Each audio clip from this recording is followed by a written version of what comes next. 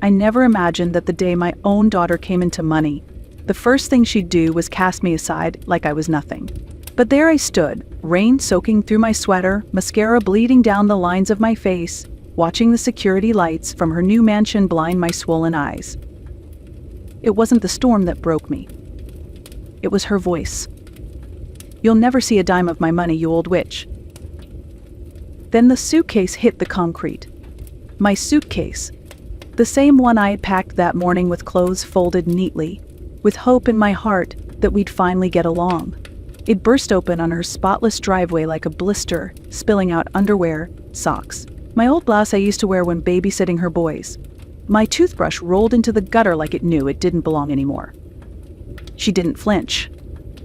And standing right behind her, arms crossed and smirking, was her new boyfriend barely older than her oldest son. The mansion behind them still had real estate ribbons on it. She hadn't even taken down the sold sign. I didn't scream. I didn't cry. I just stood there, quiet, letting the rain slick my gray hair to my scalp. Thank God her kids weren't home. They didn't have to see their grandmother thrown out like a worn-out mop. "You're a leech," she shouted from the doorway. "I worked hard for this. You don't get to mooch off me just because you're old." Worked hard? My jaw clenched. I'd paid her rent for 4 years, raised her boys while she jumped from job to job, gave up my retirement so she could start over, again and again. But I didn't say a word, not yet. I refused to give her the satisfaction of watching me fall apart. I picked up my socks one by one, my hands trembling not from weakness but from cold. I clutched my suitcase to my chest and stepped back. The dirt mixed with the rain, turning everything to sludge under my shoes. She thought I'd crawl back, that I'd beg. But what she didn't know was she'd made a mistake. A small one. One that would cost her everything. A few weeks earlier, we were still a team, or at least, that's what I told myself. I was folding her kids' laundry, cooking dinner, covering half the bills out of my modest pension. She said it was temporary, just a rough patch until she found her next big opportunity. I didn't ask too many questions. I never did. That little split-level house with the cracked tile and chipped banister wasn't much, but it was ours. It was loud with cartoons, messy with socks under couches, and sticky from juice spills, but it was home. We made do. We leaned on each other, or so I thought. And we had this silly little habit, our ritual.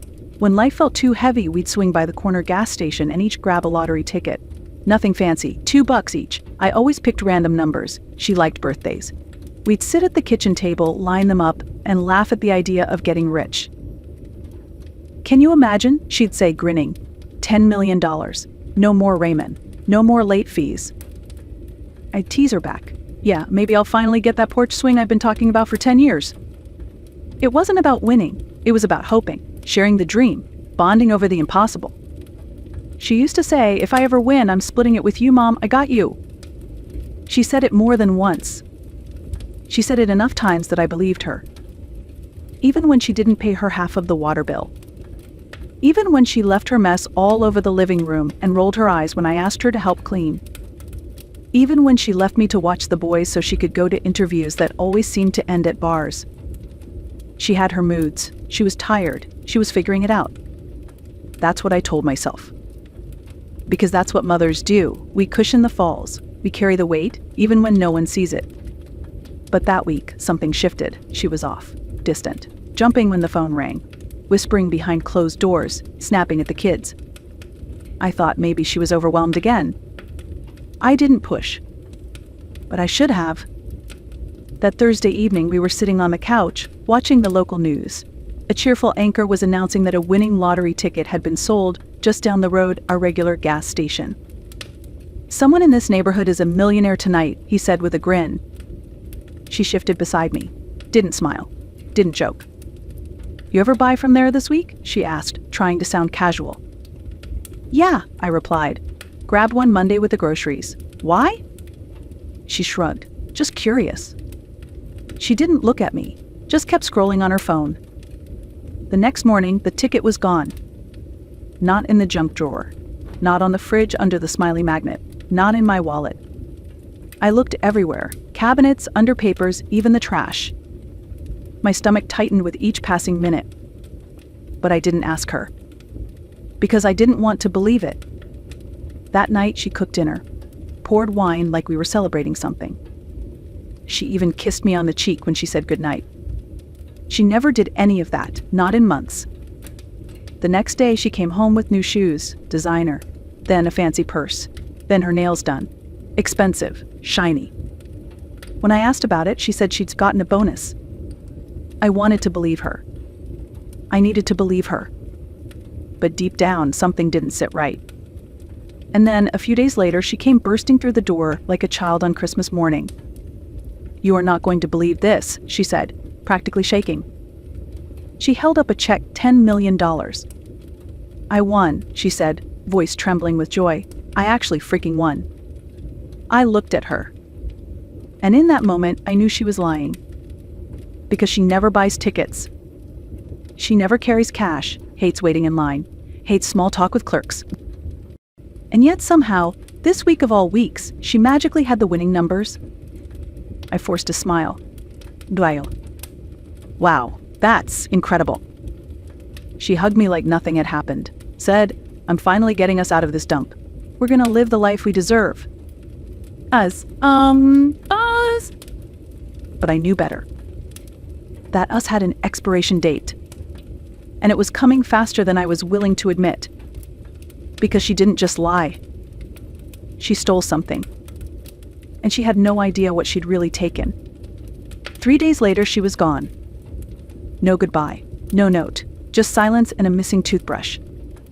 At first I thought maybe she'd just gone on a quick trip. Maybe she'd taken the boys to visit friends. But the kitchen was too still. Her closet was half empty. The drawers hollow. It wasn't a vacation. She had vanished. And I wouldn't have known for sure if it weren't for our neighbor, Mr. Grant, who leaned over the fence as I was watering the dry hydrangeas out front. "Hey, Marjorie," he said, cigarette dangling from his lips. "Saw a moving truck this morning around 5. Thought you were heading out." I blinked. Moving truck. "Yeah, U-Haul. 2 guys loading boxes. She was out there in heels and a silk robe directing them like a general." I didn't respond, just nodded, my throat tightening. She'd left before sunrise, slipped out while I was in the back garden pulling weeds like a fool. She didn't just move out. She escaped. That word clung to my thoughts all day, escaped like I was something dangerous, something to run from, a burden she'd finally gotten rid of. I walked into the kitchen and stared at the fridge. The smiley magnet was still there. But the ticket, the one I had bought, the one I had pinned up that Monday afternoon, was gone. It wasn't just a suspicion anymore. She had taken it. She had taken my future, my security, my dignity, and bought herself a new life with it. I opened the junk drawer and pulled out an old envelope where I kept grocery receipts and clip coupons. Tucked in the back was a faded photo, one I'd taken the day I bought the ticket. Just for fun. The numbers were slightly blurred, the angle tilted, but the timestamp was clear. The store name, the date, the time. It was mine. And suddenly, the tears I'd swallowed back all week began to fall, not from pain, but from clarity. She thought I was too soft, too old, too slow to notice. But she'd forgotten one thing. I was the one who signed the back of that ticket. And that tiny oversight? That was about to unravel everything. I didn't go to her. Not yet. Instead, I went back to the gas station, our gas station, the same one where I'd picked up milk, paid bills, and bought lottery tickets out of habit for the past 15 years. The man behind the counter, Ben, looked up and smiled like he always did. "Miss Marjorie," he said, "been a while." I managed a tight smile. "Ben, I need to ask you something." He leaned in. "Of course." "Do you remember the lottery ticket I bought last Monday? I joked about buying a beach house and leaving my daughter the dishes." He chuckled. "Yeah, I remember. You were in line behind that loud guy on the phone." My heart thudded. Do you still have the security footage?" Ben's smile faded. "I think so. Why?" "Because that ticket's gone. And someone else is claiming they bought it." He blinked. "Wait, what?" "I signed the back of it," I said, like I always do. Ben stood still for a moment, then nodded. "Let me check." 10 minutes later, we were in the tiny back office, staring at a grainy monitor. And there I was. My coat, my purse, my knit cap pulled low over my gray roots. I watched myself hand over the bill, then take the ticket. Then I reached into my purse, pulled out a pen, and signed the back. My name, Marjorie Blake. Ben turned to me slowly. You want to record this? I pulled out my phone. Yes, please. No words, just proof. That evening, I sat at my kitchen table with the photo of the ticket, the surveillance footage, and a printed receipt from my wallet. Then I picked up the phone and called the state lottery office. I told them everything.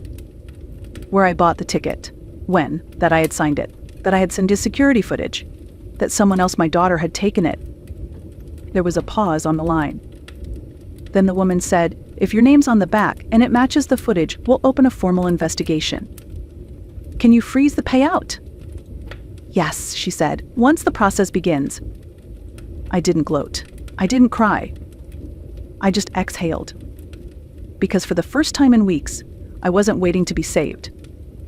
I was standing up for myself. I didn't call her. I didn't text.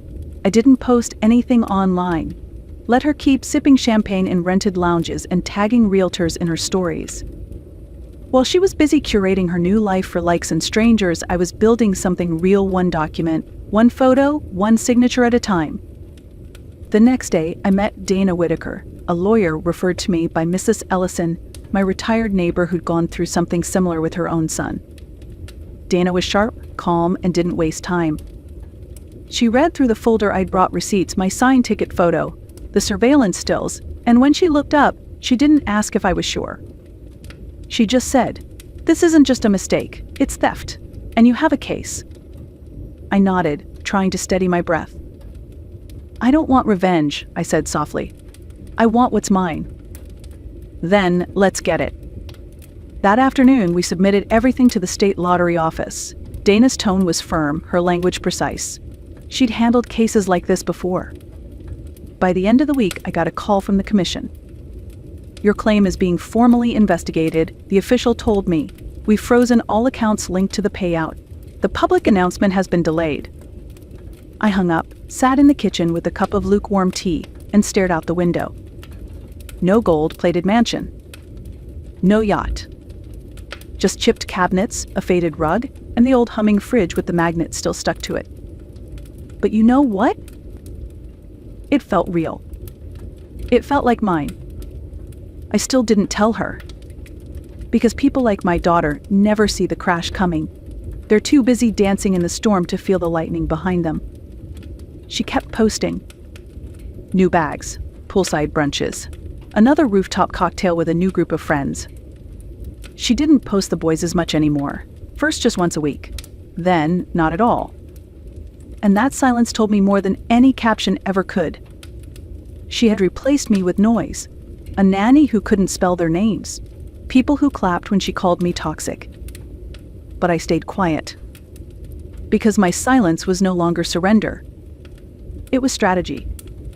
Her social media became a showroom. Every post was a declaration, every caption a jab disguised as self-love, finally free from leeches. Surround yourself with winners, not beggars. Cutting out the toxic ones for good. No names, but I knew who she meant. Everyone did. And they applauded. Her old high school friends, the cousins who hadn't visited in years, all joined in the chorus. We always knew you'd rise. Good riddance to dead weight. Wait. Live your life, girl. I stared at the screen as comment after comment poured in, each one hitting like a slap. Not because I cared what they thought of me, they didn't know me, but because she'd let them rewrite the story. She let them erase me. They didn't know the woman who skipped meals so her daughter could eat seconds. The woman who co-signed on a lease when her credit was ruined. The woman who stayed up all night during fevers and meltdowns, who cleaned vomit from the carpet while her daughter drank herself numb in another zip code. They didn't know because she never told them. She replaced my years of sacrifice with a single word, leech. But I didn't respond. I just took screenshots. Every post, every comment, every selfie that showed her flashing stolen wealth. Not to shame her. To build a record. To let the truth speak for itself. Then I printed them, all of them, and slid them into the manila folder I carried to Dana's office. She reviewed them carefully, lips pressed, glasses sliding down her nose. "She's painting you as a parasite while spending money that legally isn't hers." I nodded. "She made herself the face of the prize," Dana said. "This helps us." Because the louder my daughter bragged, the more she exposed. Every boutique tagged, every location shared, every high-end purchase documented without a trace of financial trail, at least not one in her name. "She's made it easy," Dana added. "Arrogance always does." That week, the Lottery Commission confirmed the footage, verified my receipts, and acknowledged the signature. Everything was aligning. And I still hadn't said a word to her. Because the more she posted, the deeper she dug her own hole. And I wasn't going to interrupt her while she was still holding the shovel. It didn't take long for the silence to begin. 2 days after the commission froze the funds, her feed went dark. No more rooftop boomerangs, no luxury handbag unboxings, no wine glasses clinking in celebration. Just nothing. I imagined her waking up that morning, stretching in her new king-sized bed, reaching for her phone to check her accounts, and finding them locked. Declined. Frozen. Access denied. I pictured her confusion turning to panic. The frantic calls to the bank.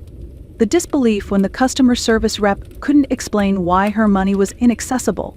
The growing dread as she realized something was deeply wrong. But I didn't smile. This wasn't about revenge. It was about dignity. I had done everything right, loved beyond my limits, sacrificed without expectation, gave without taking. And she paid me back with mockery and exile. So, no, I didn't laugh when the silence hit her. I just waited. Let the weight of her choices find her on its own. Meanwhile, the state verified every detail: timestamps, location, surveillance angles, signature match. Everything pointed back to me. And once it was official, they scheduled a press conference. Small, quiet. Just enough reporters to make the truth public. No warning was sent to her. I didn't need to explain myself. She had already told her story loud and proud. Now it was my turn. The night before the announcement, I couldn't sleep. Not because of nerves, but because of memories. I lay in my small bed, watching shadows move across the ceiling fan, and thought of her as a child, her first heartbreak, her teenage sobs at 2 a.m., her whispered fears about being left behind. How ironic. In the end, she was the one who left me. But not anymore. Morning came and I stood in front of the mirror. I pulled my hair back, buttoned the blouse I used to save for holidays, and took a long look at the woman staring back. Not a victim. Not a shadow. A mother who had finally stopped giving her voice away. That day, I didn't walk into a mansion. I walked into a small community hall with Dana by my side. And when they called my name, I stepped up and said it clearly. "My name is Marjorie Blake. I bought that ticket. I signed it. I am the rightful winner." And for the first time in years, the world listened. The news broke fast. It was barely noon when my phone started buzzing like a hive. Calls, texts, voicemails. People I hadn't heard from in years suddenly remembered my number. But I didn't pick up. I sat still, hands folded in my lap, letting the waves of noise pass like distant thunder. I wasn't waiting for any of them. I was waiting for her. At 1:43 p.m., her name lit up my screen. No photo, just her name. I answered. No greeting, no apology, just her voice raw, angry, unraveling. "You stole my life," she spat, breath jagged. "You humiliated me." I said nothing. "You think this is justice?" she went on. "You embarrass me in front of everyone? I can't even face my friends. My accounts are frozen. What am I supposed to do now?" I let the silence hang. Then, calmly, I said, "You could start by saying thank you." There was a pause. Then a scoff. "For what?" For the 5 years I kept the roof over your head when you couldn't hold a job," I said. "For raising your children while you found yourself in bars. For paying off your credit cards. For not calling the police when you stole from me." She choked on her words. "You're lying." "No," I said, voice steady. "I have proof. I signed that ticket. You didn't even check, you just took it." Her bravado cracked. I could hear it in her breathing. "This is revenge," she hissed. "No," I replied. "This is truth. You built your life on a lie. I just stopped letting you pretend it was a palace." She sobbed, not the soft kind, the wild, panicked kind, like someone realizing their parachute won't open mid-fall. "You've ruined everything." "No," I said. "You did. I just stopped cleaning up the mess." Then her voice changed, desperate, small. "I need help." And that was it. Not remorse. Not love. Just need. I let the silence speak for me. Her voice hardened again. "You got what you wanted. You're on the check. You're the winner. Are you happy now?" I paused. And then, for the first time in years, I smiled. "No," I said, "but I bought you out of my life." And I hung up. No anger. No drama. Just peace. The next morning, the sun rose quietly over the same old neighborhood. No sirens. No headlines screaming my name. Just a breeze through the curtains and the scent of coffee brewing in my chipped ceramic mug. She never called again. But I didn't expect her to. Instead, I heard the aftermath through whispers. Her mansion under review. The convertible leased in a name she could no longer use. Her cards all declined. Her followers quietly unfollowing. And the friends who once toasted to her freedom from leeches, gone. People like her never stay surrounded for long, not when the glitter fades. The state finalized everything. The funds were legally reissued to me. I received the check with little fanfare, standing alone on my porch, the envelope in hand, the world still intact beneath my feet. I didn't post about it. I didn't throw a party. I just paid off my mortgage. Donated half to women's shelters and single mothers. Took my grandsons on my own terms for a weekend by the coast. No palace, no spotlight. Just real life, earned honestly. Weeks later, she showed up at my door again. No makeup, no heels, no arrogance. Just a sweatshirt and eyes that looked 10 years older. I didn't open the door this time. She stood there, waiting. Then she whispered, "Mom, I don't have anywhere else to go." I heard it. But I didn't move. Because some bridges don't need to be rebuilt. Some lessons don't sink in until the silence is louder than the scream. And some love has to stop when it turns into survival. So I walked away from the window. Not cold. Not cruel. Just clear. She didn't just take my ticket. She took years of trust, of forgiveness, and ran it dry. But what she never understood was that strength doesn't always look like shouting. Sometimes it looks like turning around and not looking back. This wasn't revenge. This was release. And in that quiet moment, standing in my own home, surrounded by peace, not pity, I finally understood.